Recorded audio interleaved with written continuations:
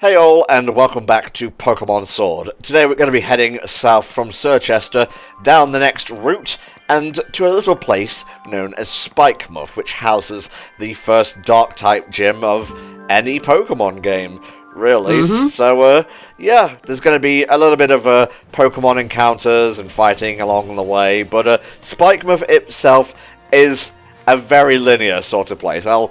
Just a bit. I'll let you see for yourself when we actually get there, because if I were to describe it to you, you'd think I was exaggerating or something, but I'm really no. Yeah, well, to be fair with that one, it is kind of justified in context, unlike, say, Hammerlock, but this particular route here, I know this one looks very linear, and if you're just doing the stuff that you need to do, it is, but there is an entire section over to the west there that's got another little island, and there's loads of other encounters as well that you can go and find, so you can spend some time in this one. I think I was here for like an hour or so, just having a look at all the other trainers and the different Pokemon that you can find here. Oh yeah. Plenty of different ones to sate your monster catching appetite, and I'm kind of tired of Team Yell at this point in time. You just need to fuck off already. Well, give them a little bit longer, I'm sure they will do. Yeah, but they are just the obvious roadblock throughout the game, and like after a little while it does kind of feel a bit arbitrary, I have got to say. At least this time what's going on, we are going to get an item from this guy once we've beat him that makes it worthwhile. Yeah, I feel like if you're going to have roadblocks, make every area in the game available. Make like optional paths for like powerful TMs or high level Pokemon inaccessible until later in the game, like you need an item to get there or something. That way the game doesn't feel artificially padded. I feel like with the kind of game that Pokemon is though, and the fact that they've always tried to keep it as a semi-casual friendly kind of game, that's the sort of thing where sometimes they do need to stop you from getting lost. Like, as trivial as that seems, because like if you just open it up too much, then yeah, to a lot of people you will just clock on that, okay, the next story event isn't going to be happening here, so maybe I should go back. Whereas I feel like maybe some younger players might not clock onto that and might just get themselves lost and frustrated. Definitely, and I think that is something that far too many people forget, is that at the end of the day, and it's no excuse for bad game design or lazy developing, but Pokemon is aimed at a younger audience. It's aimed at kids who are maybe 7 to 12-ish. And so, even though kids aren't stupid, like, they do need a little bit more guidance in video games than your person who's been playing video games for like 20 years. So kind of when sometimes this type of thing gets criticised, I think there is that little bit of us that forget, because we're so used to talking in this space of video games constantly, and we've seen so much of it that we're just used to it. But when you're young and this might be your first Pokemon game, you're not used to it, and so having that little bit of extra guidance can be useful. I feel like with this kind of thing, it is a difficult middle ground to strike, because I don't feel like being linear and kind of keeping you in one spot at a time is a problem, but it's the way you do that, because you want to kind of subtly communicate to the player what they're meant to be doing, rather than spell it out as like, go here stupid, which when you've got Team Yell grunts at every roadblock going like, oh, you can't come through here because we're practicing our chants, that is the equivalent of go here stupid, really, isn't it? It kind of like, it comes off as a bit stupid, really, because like, you fight Team Yell on the reg, like, it's not like you can just go, oh, let me pull out my Pokeball and defeat you. Oh, you're not? Well, too bad, flamethrower. Yeah. Yeah, just don't even let them send their Pokemon out, just flamethrower them up front.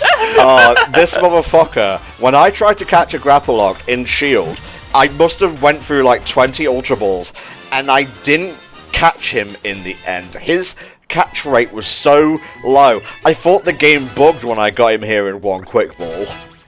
Yeah, he can be a bit of a bitch, but you managed to get RNG on your side this round, thankfully, for our sake more than anything. Definitely. And Graplocked is still weird that it's not a water type. It should be water fighting, It I will say. should be water fighting. Well, too Shadow of a bad. doubt. Too bad.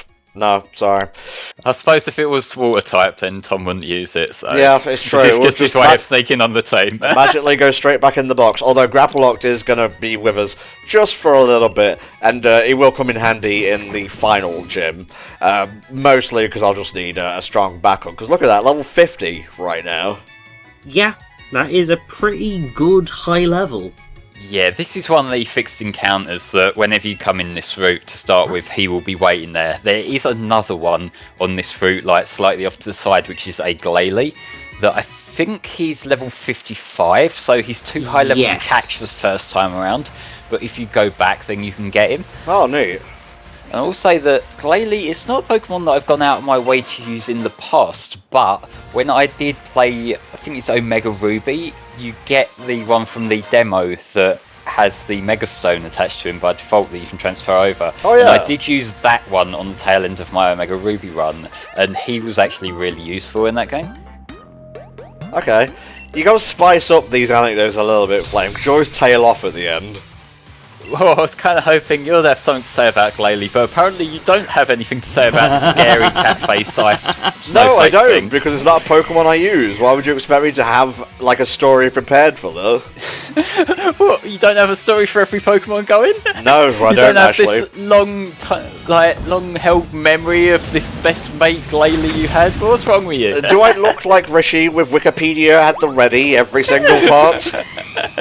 Yeah, go get Wikipedia contributors to write your backstory for you. Ah, yes.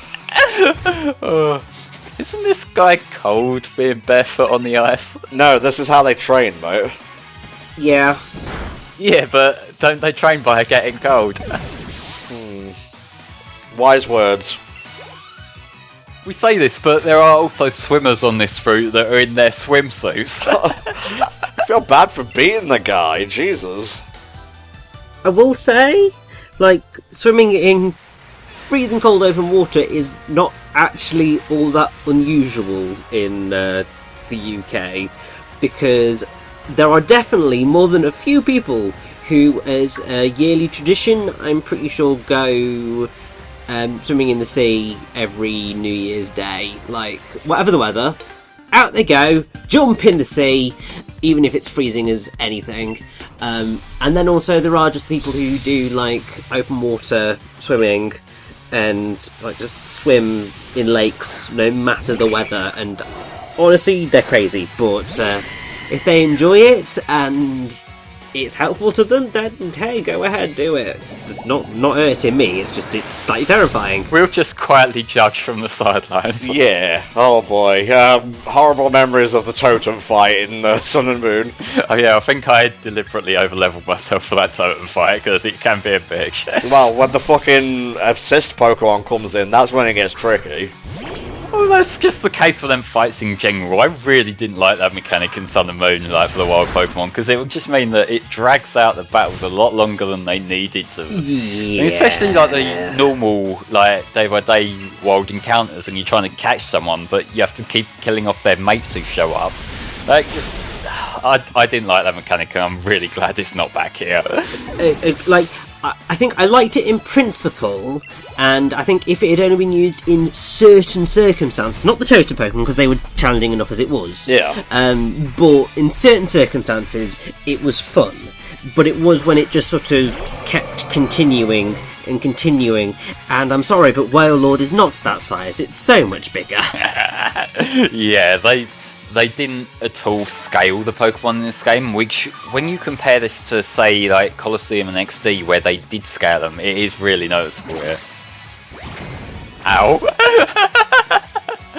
I will say that's probably something that I think that they should have done, and I hope that they will do in whatever the next Pokemon game is, because the whole point of when you've got these massive Pokemon, like the whole Gigantamax thing, like, seeing the scale, it's awesome. So, like, a Whale Lord would be a much more impressive Pokemon when it's gigantic on the field. Well, I think Gigantamax would be its actual size. That's the fucked up thing.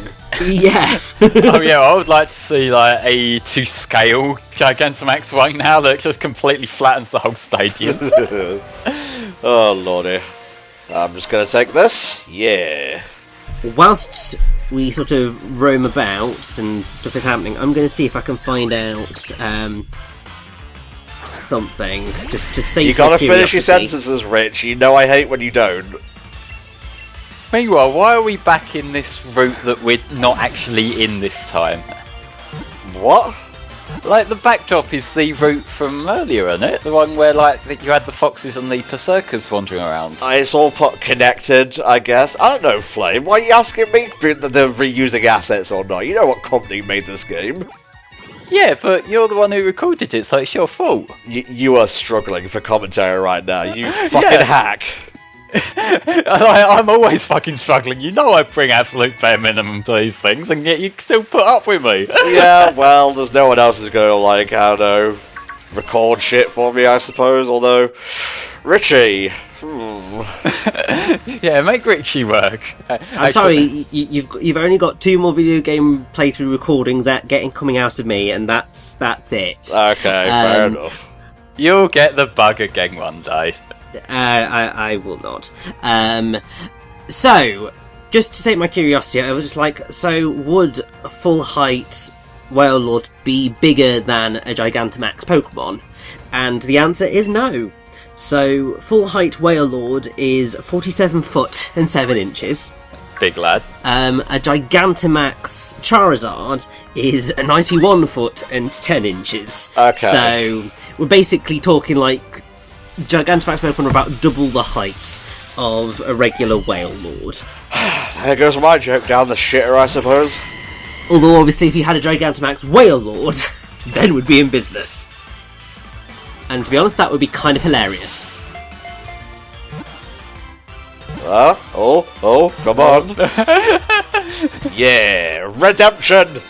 I like how you're getting the sort of tense moment from it, even though this is pre-recorded and you know what you caught and what you didn't. To be fair, this has been on the docket for like a few weeks now, so I've been handling other projects and doing other things.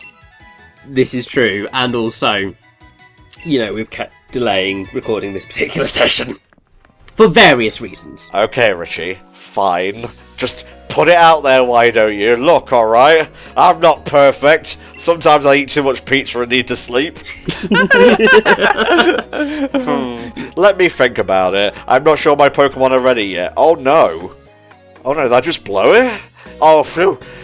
My intentions were understood. Everything's fine. Also, the fucking nerve of this game to say, let me show you the secret way into Spikemuth, only to have a path that's not cordoned off, by the way. Anyone can walk through it. All you'd have to do is turn your head to the right and you'd see it, and there's a big open thing with no visible gate here on the side. Yeah, but the NPCs are stupid. You gotta let them have this. Alright. Marnie's not the gym leader, but she is the next roadblock, so let's see if we have what it takes to go into Spikemuth at all. Well, I think we'll be okay. Remember who's playing, Rich. I'm going to ignore that. We're not going to have problems until Rayhan, so it's fine. Okay. But did you want to let, since you know we're going to be battling Marnie and it's a Pokemon battle, do you want some info about Spikemuth? Sure, mate, go for it. So obviously Spikemuth, it comes from Spike and Mouth, but it's the way it's pronounced is Muth. But obviously Mouth is a toponym for river mouth or a bay, so there are lots of places in the UK, so you've got like Plymouth and Cockermouth and all sorts, although obviously it's Cockermouth, and everyone just finds that hilarious. That's the Lake District. But the Spike is basically the bit that follows through. So Japan, it's Spike Town. Obviously, Spike is in an attacking volleyball, but also is in racing shoes. German is Spikeford.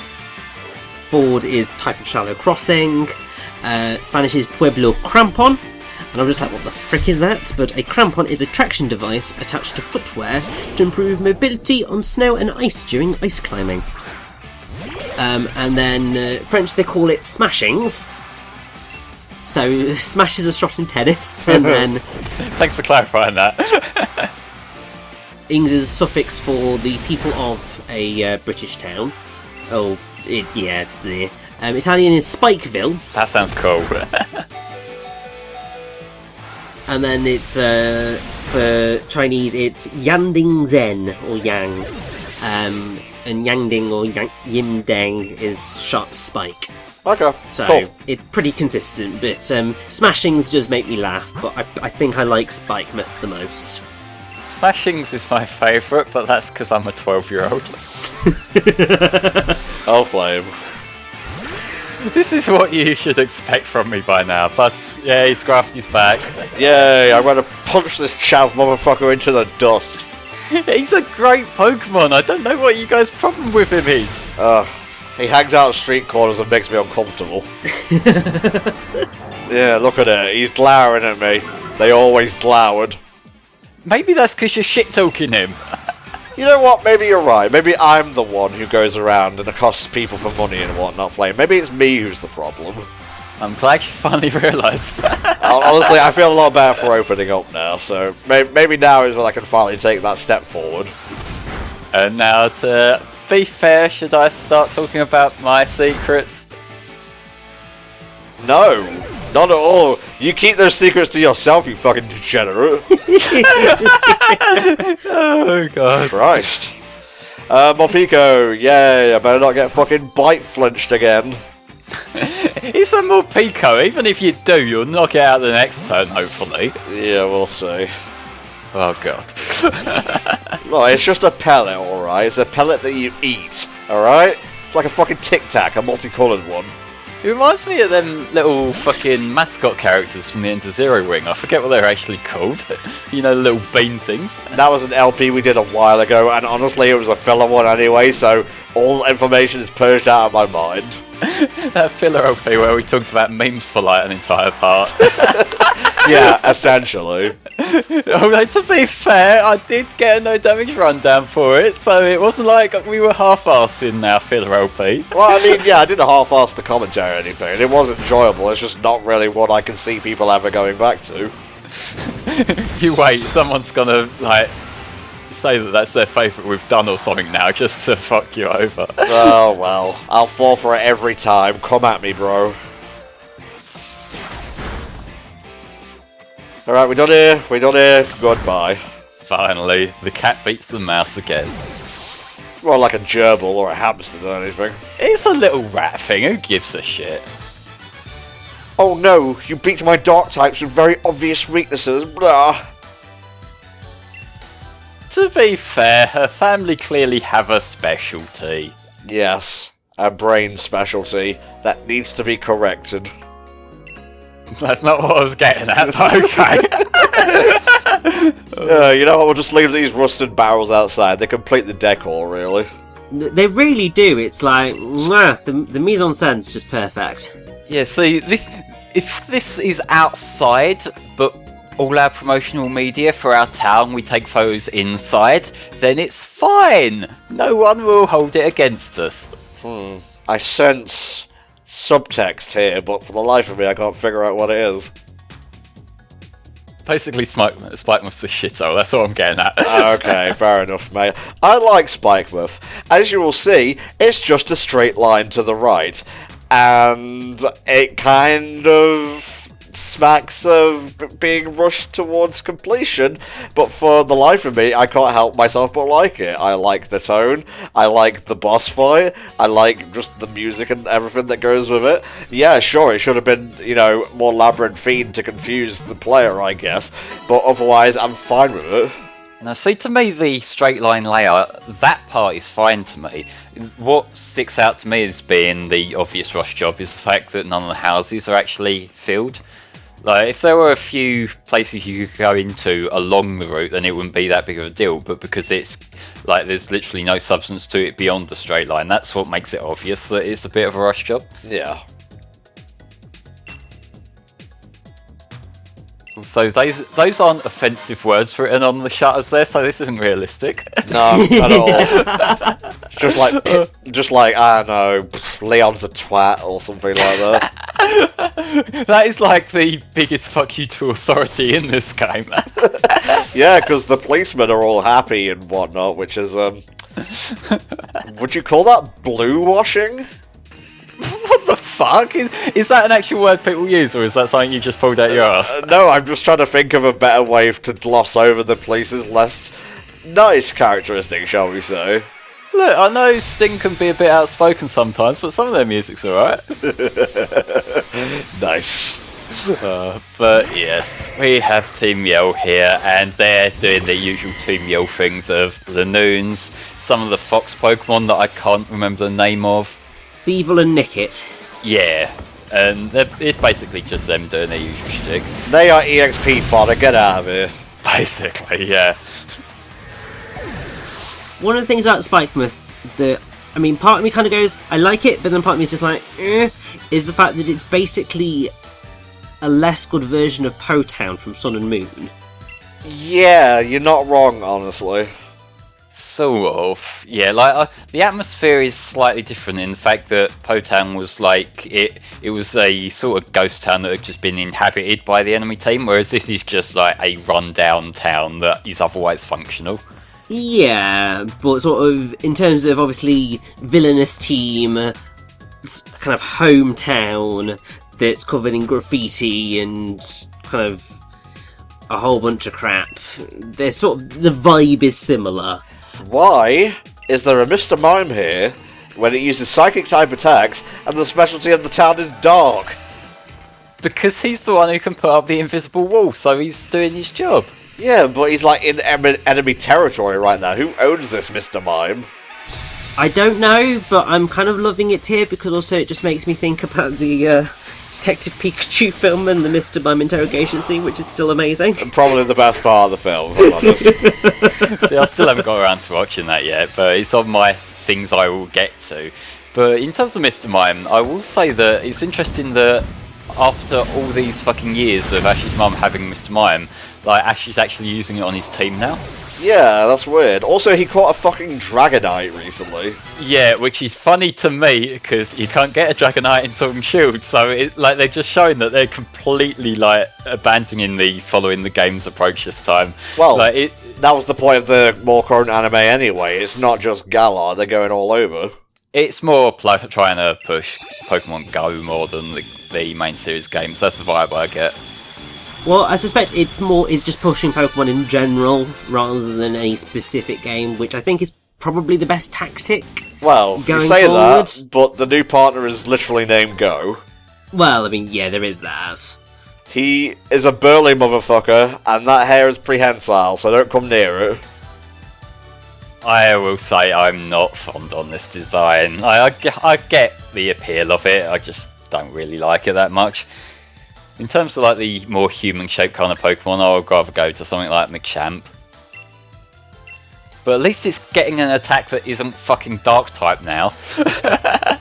That is the one thing with the Grimmsnarl line, is that it's basically all of the attacks it learns pretty much up until it turns into Grimmsnarl are Dark-type moves, which make it a little bit unuseful until that point. But as soon as it becomes Grimmsnarl, it's a great addition to any team.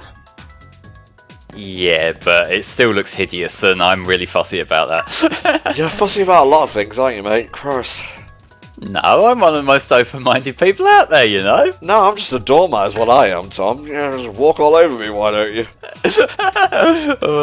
No, that's the other way around, right? Anywho, here's more of Team Yell.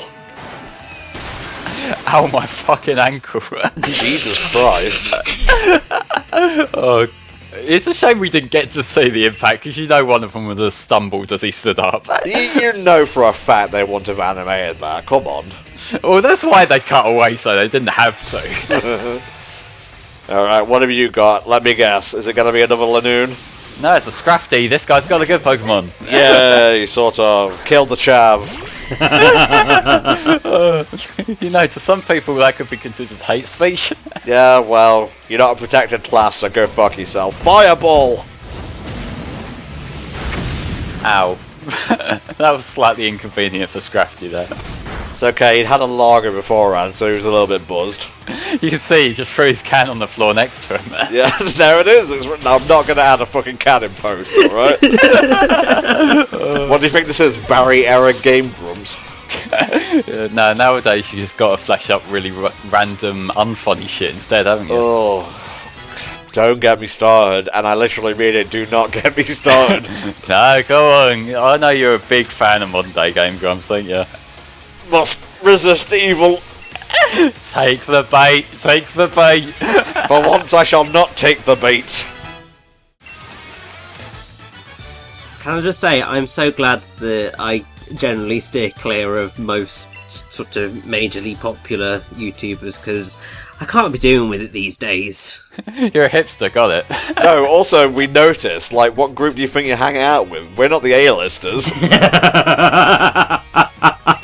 Yeah, you're not wrong. Yeah, like, we're almost irrelevant enough for reality TV at this point. Oh, hell yeah. Can you imagine that? Day 2, Tom's made another thumbnail. Actually, no, that was Kara who did it. Fuck. Yeah, Tom's asked someone else to make thumbnails. No, Tom paid someone else to do it. Thank you very much. Thanks to the Patreon, I no longer have to be a fucking leech. I can be like, hey, do you want to make this trailer for our upcoming charity marathon where we raise money for Child's Play that starts on July 11th for the Super Nintendo phone? Yes, here is a price, and I will take money, and I will be like, yes, the Patreon allows me to pay you for that. End of shill. Boom! Shill drop. I'm running out of fingers to count the shilling on. It's okay, you can use your feet. I know how much you like those, you degenerate. Not my own feet, I don't. That's weird. I don't know, I think that's pretty normal among the community. Anyway, that's a Weavile. Weavile's a pretty cool Pokemon, isn't it? I mean, part of me sort of likes Sneasel a little bit more, maybe, but Weavile's pretty cool. No, Richie, this needs to be addressed. First of all, it's not a community, it's a subset of degenerates. Second of all, yeah, I kind of like Weavile as well, Richie. Sneasel, a little bit on its own in Gen 2, you know, being dark and ice, but what are you going to do?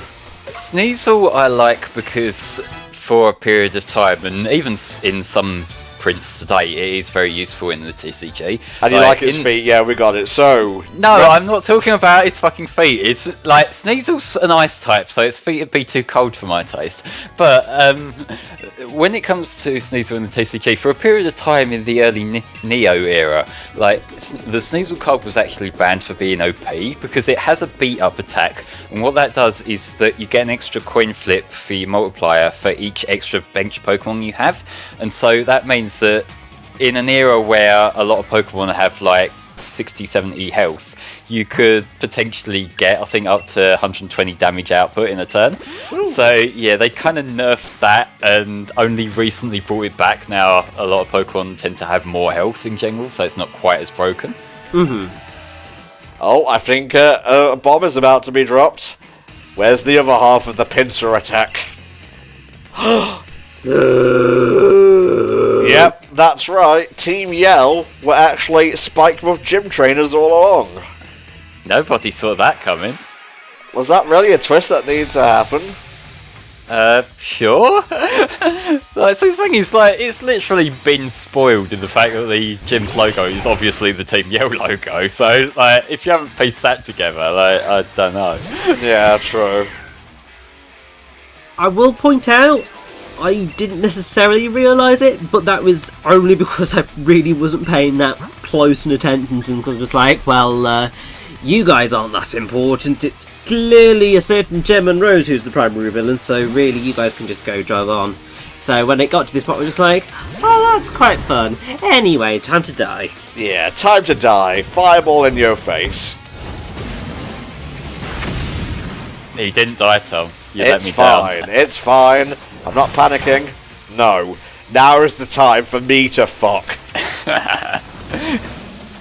Well, I mean, look at what's on screen. You gotta pick one of these characters to fuck. Who are you gonna go with? I choose the background. I had my eyes on Lipard, but okay. Anyway, I should point out that actually, it's surprising that Drapion didn't actually go for Grimmsnarl, because it could have gotten a pretty super effective attack there, because obviously Poison is super effective against Fairy, and Grimmsnarl is part Fairy. Yeah, but maybe it just wanted to take out the starter because it saw it as more of a threat. I don't know. True, and I suppose it did go for the poisoning then, so it works out in the end. Alright, have a bit of spirit break, mate. See ya. God, when it's like at low health, sometimes it scrolls down so slowly that I get a bit worried that it's gonna leave like an inch there. Oh, well, let's be thankful we're not going back to Gen 4 levels of HP drop, alright? Oh, what way you try and take down a Blissey, just wait for it to very slowly wind down. Yeah. Christ. So yeah, I think that's all of the trainers. Yeah, the gym leader's up next. Good old Piers. Yes, we're about to get one of the more infamous cutscenes in Pokemon Sword and Shield. Oh, yes. Yeah, you better run. It's not worth going to get your uniform now. No, it is not. So we're going to heal up here. Don't point out that I could have easily just gone back to the Pokemon Center. It's fine. You know, Tom, Yes. you could have easily gone back to the Pokemon Center.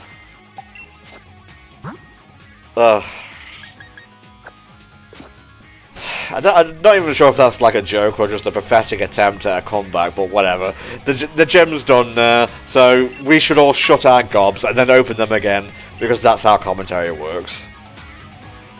Now I'll do the shutting and let you do the opening. Save me some effort. I don't like the way you phrase that. I don't even know what I'm doing today, I'll be honest with you.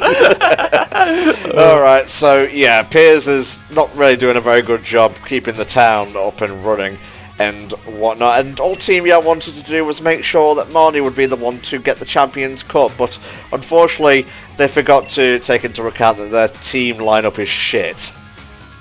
Yeah, and like, eventually if you try to shut off one of the gyms, someone's gonna notice and make a complaint. Yeah, you got very lucky, like Leon didn't come along with his Charizard.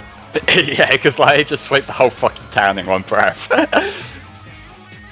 Alright, get ready for one of the most legendary scenes in Pokemon history. Just drink it in. Come on, Spikemuth, make some fucking noise! Oh, wait.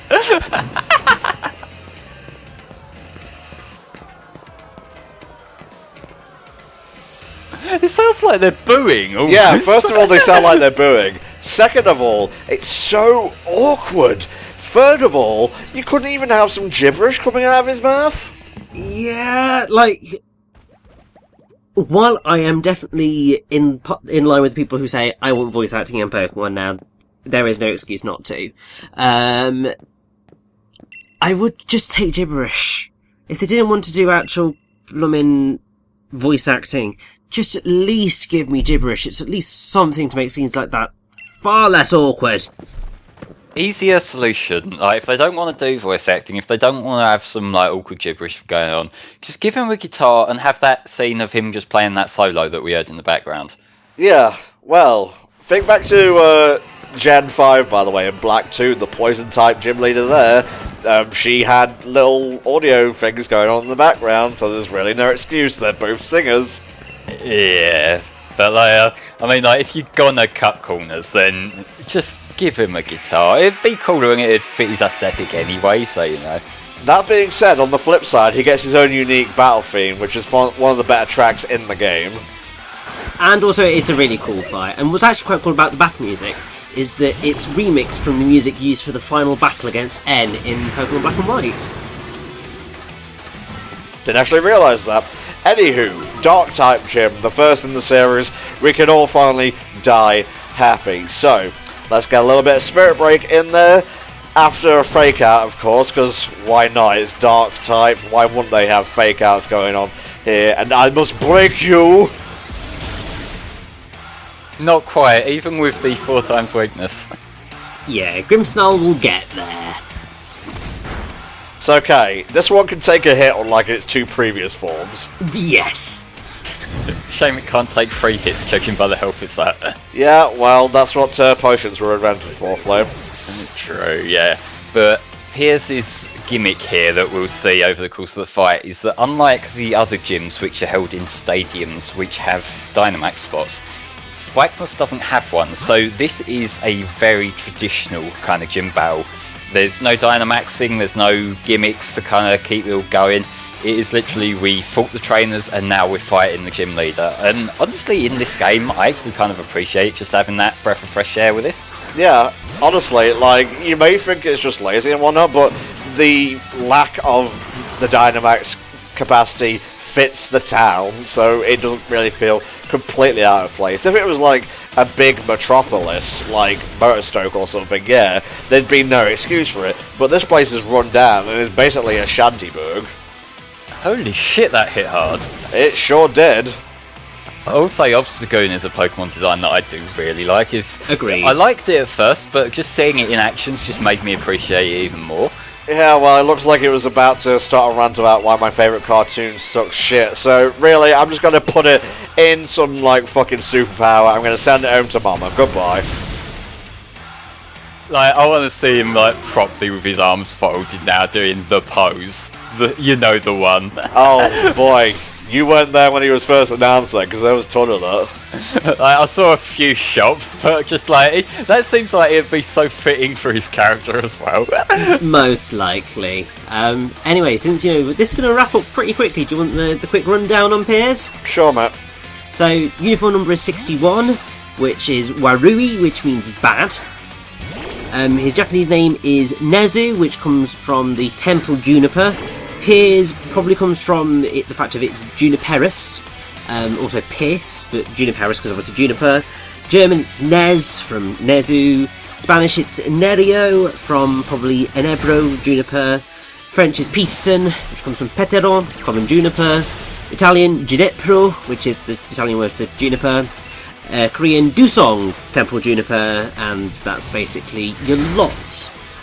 It's also a point to note that Piers is the second villainous team leader who is fought as a gym leader, the first being Giovanni. Oh, wow. And also, like Giovanni, Piers obviously, well, we know it's going to happen anyway, but he passes on his gym leader status to another trainer.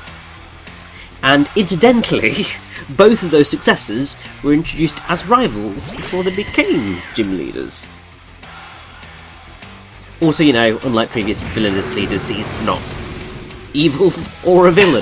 So yeah, so it doesn't really count, all things considered. Look at this. The friggin' ace, if you will. A Skuntank.